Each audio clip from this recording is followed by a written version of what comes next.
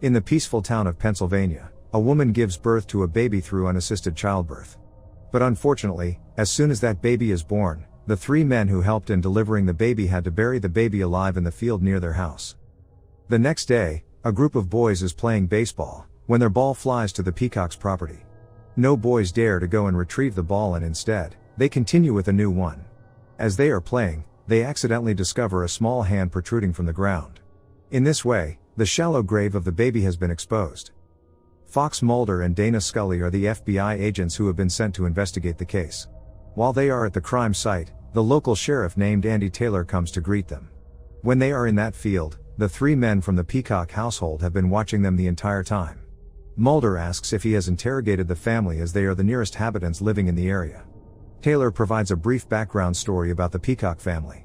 After their parents supposedly died in a car accident, 3 brothers, George Raymond Peacock, 30 years old, Sherman Nathaniel Peacock, 26 years old, and Edmund Creighton Peacock, 42 years old, with deformed features are left.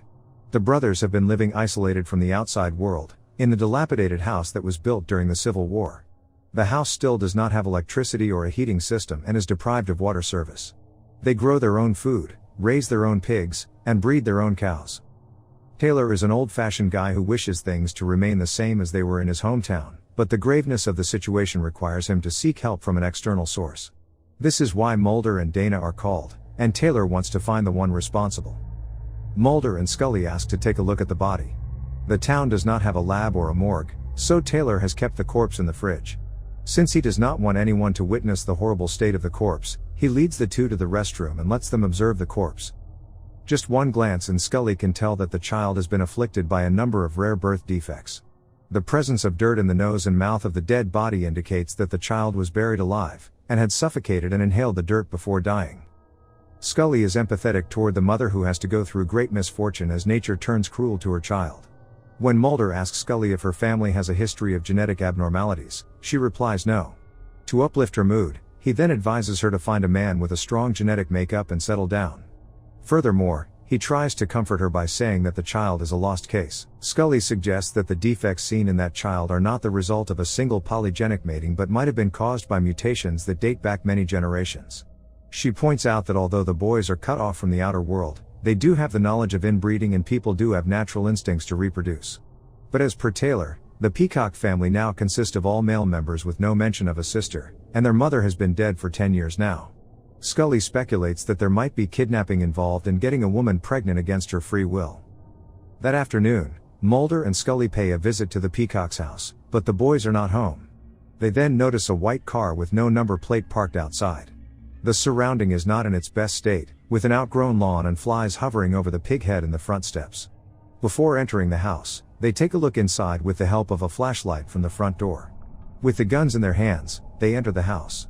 Inside, they find a pair of scissors on the table covered with blood. Mulder carefully secures it into an evidence bag. The footprints on the floor also match the ones on the field. On top of that, they find a shovel with blood splatter on it.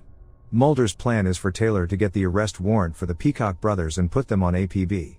Scully also gives her opinion to look for any missing women reports and check the identification number on that car. Mulder is positive that if the mother is alive, the sons will definitely take her with them. They look around the house but find no other soul. But in this darkened room, they failed to notice a pair of eyes watching them. At night, Taylor calls to inform them that he has issued warrants for the Peacock brothers and Deputy Barney Paster is working on the missing person reports. But the cases of abandoned vehicles are too many to look into. After ending the call, Taylor checks on his gun, which he has locked away, thinking that he might never need to take it out. Later, Taylor could not fall asleep and is in deep thought when his wife comes to get him. As usual, after entering the house, they do not lock the front door. Meanwhile, stuffing the wooden bats into their car and turning on the radio, the Peacock brothers set off in their car. After a while, Taylor rises from the bed to check the source of noise through the window. He sees a white car parked on the lawn. Immediately, he tells his wife to hide under the bed while he plans to get his gun. Before he could reach the room where his gun is, he sees someone walking through the front door, so he returns back to his bedroom. Thankfully, there is a baseball bat behind the door, and with the bat in his hand, he gets into the position and waits for the intruders. The door slowly creaks open. As soon as a man enters the room, he lands several blows on him with the bat. But it does not even leave a scratch mark. The other two men enter the room with their own bat and butcher Taylor with it. As a result, the floor is left with blood all over it. The amazing sense of smell in the Peacock brothers is demonstrated when they sniff and can tell the presence of another person in the room. In this way, they find Taylor's wife under the bed and she dies in their hands. After their mission for the night is accomplished, the brothers drive back home. The next morning, Deputy Paister is the first one to find Taylor and his wife's bodies as he has come to give the reports to his supervisor. He is completely shaken by Taylor's death and informs Mulder and Scully about it. After they arrive at Taylor's residency, Paister hands over the document from the Federal Crime Lab to Scully. As she takes a look at the document, she thinks there have been some errors in the DNA test of the infant. For the results to come out like that, the child's cells would have had to divide triple-fold in cell metaphase. Mulder asks Scully about the chances of each of the Peacock brothers being the father of that child. But that simply is not possible, as only the baby batter of one man can penetrate an ovum. On top of that, a weakening ovum has to come from a Peacock family female member, but there are none left. Mulder thinks of requesting backup from Pittsburgh, but Scully urges him to make the move right then. If there is a woman held captive, then her life is in danger and they can't sit waiting an entire day. Deputy Paister supports Scully's thoughts and volunteers to assist them in this mission. Just then, it dawns on Scully, why would the Peacock brothers attack Taylor, and the sheriff didn't even question them about the baby? If it's about the arrest warrants, Taylor issued it via phone, and unless someone heard them discussing the matter at the Peacock home previously, no one would have known about it. On the other hand, the Peacock brothers also get ready for whatever comes their way. That afternoon, Mulder, Scully, and Paister sneak into the Peacock's property. After making everyone wear the bulletproof vest, Paister takes the lead while Scully and Mulder are on the guard. As Paister gets to the front door and opens it slowly, Scully notices a string attached to the door.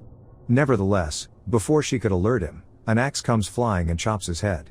And soon, the brothers come to rip his body apart. Now that they know the house is full of traps, they can't hastily break in lest they want to face consequences. Now, if they can't enter the house, they have to lure the boys out. For this, Mulder thinks of a plan and lets loose all the pigs from the pigsty. When the brothers notice that the pigs have escaped, they all come out to gather the pigs.